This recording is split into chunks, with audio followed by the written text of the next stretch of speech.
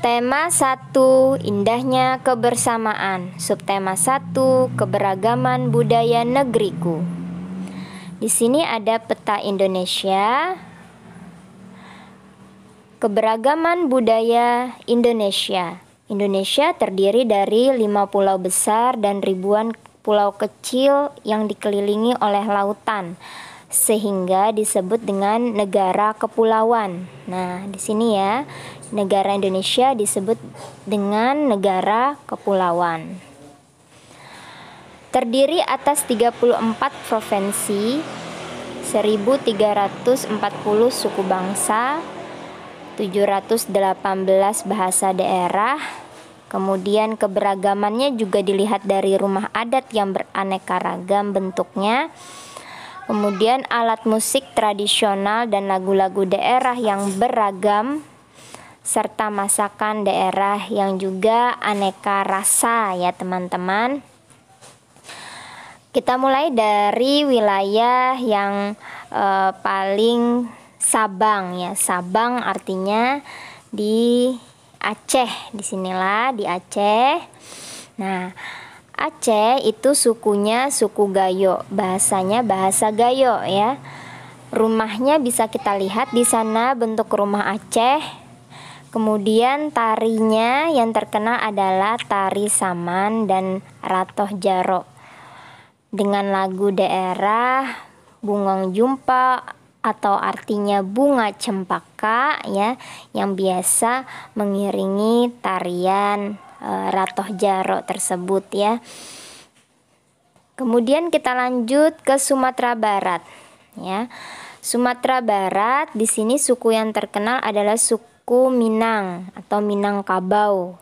Kemudian rumahnya bisa kita lihat yang unik sekali di sana, atapnya ada disebut rumah gadang ya.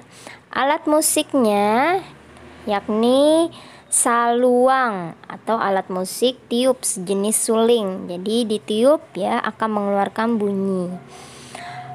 Dan juga alat musik talempong yang dipukul. Kemudian kita beranjak ke daerah Jawa. Jawa itu suku bangsanya, sukunya ada suku Jawa ya, atau juga suku Madura ya. Kemudian ada juga suku Sunda ya di Jawa Barat, suku Sunda, dan suku Madura itu di Jawa Timur.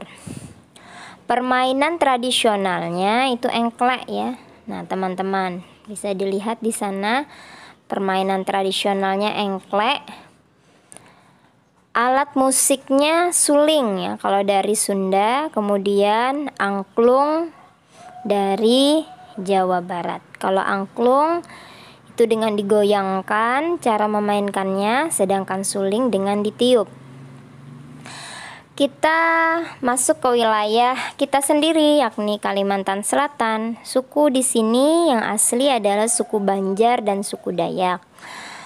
Rumah adatnya bisa kita lihat di sana, rumah adat Bubungan Tinggi ya. Seperti di Museum Wasaka atau Museum di Lambung Mangkurat di Banjarbaru atau Museum Wasaka di Banjarmasin, itu bentuk rumahnya adalah di situ rumah adat Bubungan Tinggi. Alat musiknya adalah panting ya. Kemudian objek wisatanya yakni Pasar Terapung. Makanya di wilayah Banjarmasin itu dikenal dengan kota 1000 sungai. Kemudian kita di Papua yang paling Merauke ya. Nah, di sini ada Papua, rumah adatnya Honai, sukunya suku Asmat, alat musiknya tifa ya. Nah, di situ yang dipukul. Nah, teman-teman, dengan beragamnya suku bangsa Indonesia ya, sangat diperlukan namanya persatuan dan kesatuan. Ibarat sapu lidi. Ketika sapu lidi itu cuma satu ya, satu batang saja, maka sangat mudah untuk dipatahkan. Tetapi apabila sapu lidi itu disatukan, diikat kuat ya, kemudian bersatu, maka dia tidak mudah dipatahkan. Begitu juga kita ya sebagai bangsa yang beragam, ya, keanekaragaman budayanya luar biasa banyak sekali, maka sangat diperlukan namanya persatuan dan kesatuan.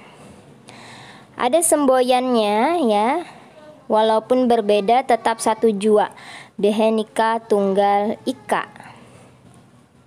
Nah teman-teman, untuk mewujudkan persatuan dan kesatuan sangat diperlukan adanya kerjasama.